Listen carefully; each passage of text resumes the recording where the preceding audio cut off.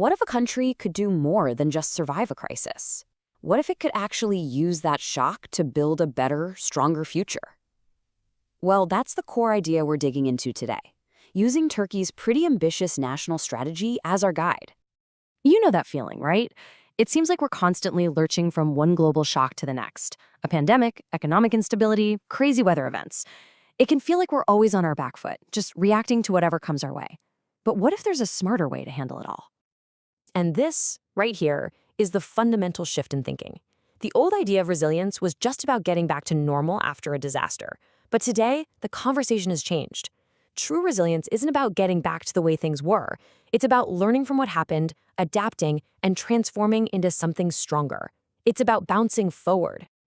Okay, so how does a whole society actually build this ability to bounce forward? Well, the strategy really boils down to developing 3 key skills, or what experts call resilience capacities. This is basically the playbook for building national resilience. It's a whole framework built on 3 pillars. You've got absorptive capacity, adaptive capacity, and transformative capacity.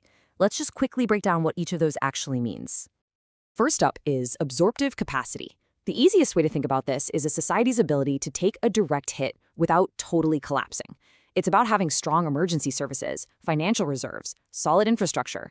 It's the shield that protects a country's core functions, letting it withstand the initial shock of a crisis. But listen, you can't just keep taking punches forever. And that's where adaptive capacity comes in. This is the ability to actually learn from what just happened and change your game plan. It's about adjusting policies, updating how you do things, and reorganizing systems. It's about being flexible enough not to make the same mistake twice.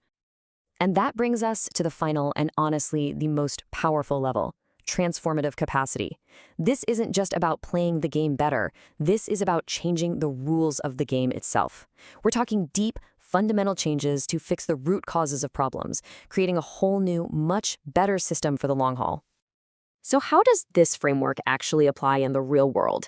Let's use it to take a look at Turkey's national strategy, both what they're doing right now and what they're planning for the future. So Turkey's current 5-year plan is laser-focused on that first capacity, absorption. And when you think about the recent global pandemic, regional conflicts, and those devastating earthquakes, it makes perfect sense.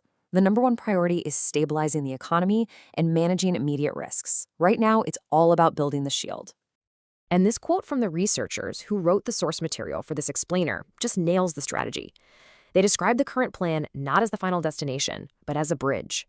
It's that necessary first step, a foundation connecting today's crisis response to tomorrow's much bigger vision. So they're building that shield now. But here's where the strategy gets really fascinating. This isn't just a reaction to recent events. It is a deliberate, carefully planned pivot towards adaptation and eventually full-on transformation. I mean, the contrast here is pretty stark, right? The current plan is very reactive. You see crisis response, short-term stabilization. But the future goal is completely proactive: risk management, institutional learning, and systemic reform. This is a clear roadmap for shifting from a defensive crouch to an offensive strategy. And this isn't just some vague idea. It is a meticulously planned, multi-decade strategy. This table shows exactly how the focus is meant to shift over time. See how absorptive capacity starts high and then gradually dials down? At the same time, you see adaptive and transformative capacities grow and grow, eventually taking over as the top priorities. In this chart, wow, it just visualizes that entire journey perfectly. You can literally see the strategy unfolding over the decades. That blue line, the absorptive shield, it starts strong. Then it's deliberately allowed to recede so that the orange and gray lines of adaptive and transformative capacity can rise up and drive the country toward its long-term goals. So what does all of this really mean in practice? When you put it all together, what does this journey to future-proofing an entire nation actually look like? It's really a 3-phase journey. Phase 1, which is happening right now, is all about getting better at absorbing shocks. Phase 2 is about shifting the focus to adapting, using more flexible and proactive planning. And then Phase 3, the long-term vision, is about prioritizing that deep structural transformation needed to build permanent resilience. Ultimately, this whole strategy represents a really powerful shift in mindset. It's moving away from that defensive crouch, just trying to survive whatever the future throws at you. Instead, it's about proactively designing a future that is built from the ground up to thrive, no matter what challenges come along. And that really brings us to the final question I want to leave you with.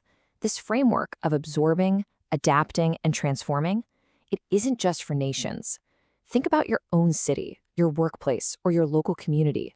Is it built just to take a punch? Is it learning how to adjust on the fly? Or is it brave enough to truly transform? It's a question worth asking.